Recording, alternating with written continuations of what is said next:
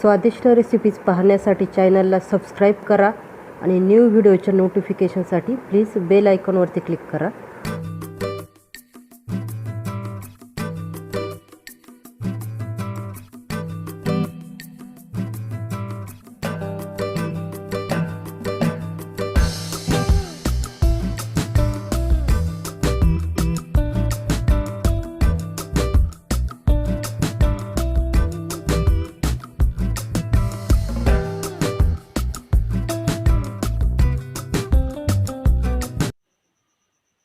अगोदर 1 चमचा साजूक तूप घालायचं आहे.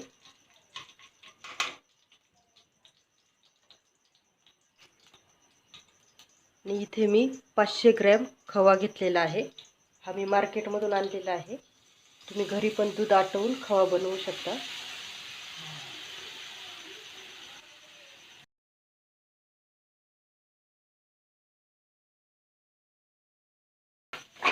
आपल्याला व्यवस्थित हलवत राहायचं आहे, नाहीतर खवा खाली कढईला चिटकतो.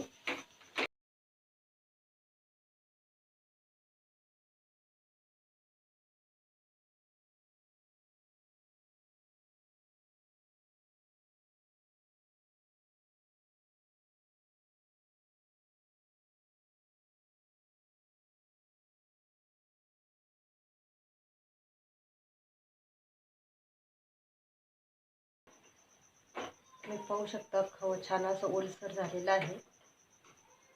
यात आता मी 1 छोटी वाटी साखर ॲड करणार आहे. ही अर्धा कप साखर आहे.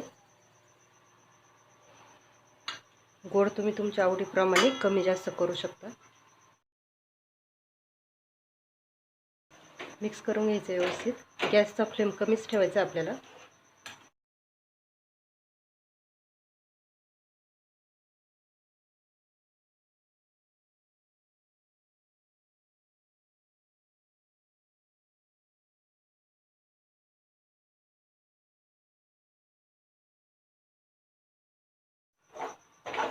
पाहू शकता खव्याचा कलर थोडासा चेंज झालेला आहे.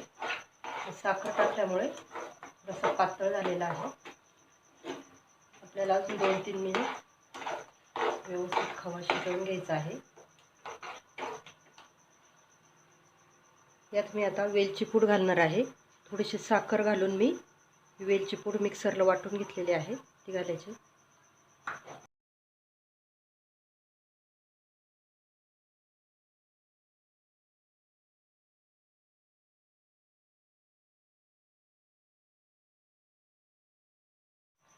लो फ्लेमवरतीच आपल्याला हा खवा शिजवून घ्यायचा व्यवस्थित.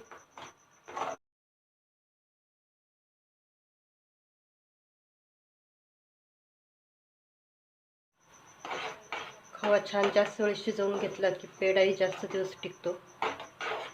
बनवायला अतिशय सिंपल रेसिपी आहे.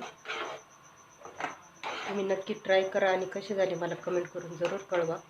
आणि तुम्हाला ही रेसिपी आवडली तर प्लीज चॅनलला सबस्क्राईब करा आणि बेल आयकॉनवरती क्लिक करा अशाच छान छान रेसिपीज पाहण्यासाठी. खवा आता आपला थोडासा घट्टसर झालेला आहे. गॅस बंद करायचा आपल्याला. थोडासा थंड होईपर्यंत आपल्याला हलवत राहायचं आहे, म्हणजे कढईला खवा चिटकत नाही. हे मिश्रण थोडंसं कोमट झाल्यानंतर आपण त्याचे पेढे बनवणार आहोत.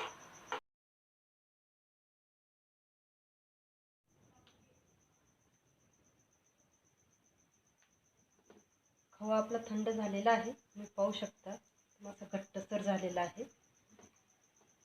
याप्रमाणे झालं पाहिजे. तर अगोदर आपल्याला हाताला तूप लावून घ्यायचं, म्हणजे खवा आपल्या हाताला चिटकणार नाही. किती साईजचा पेढा बनवायचा तेवढं मिश्रण आपल्याला हातावर घ्यायचं. पाहू शकता छान पेढा वळतोय आपला.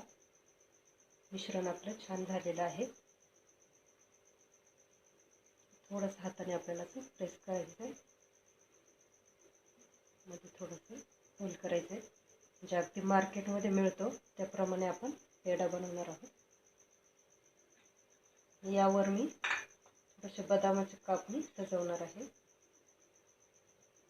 तुम्ही कुठलेही ड्रायफ्रूट्स इथे वापरू शकता. पिस्ता, काजू, बदाम. पाहू शकता अतिशय सुंदर दिसतोय.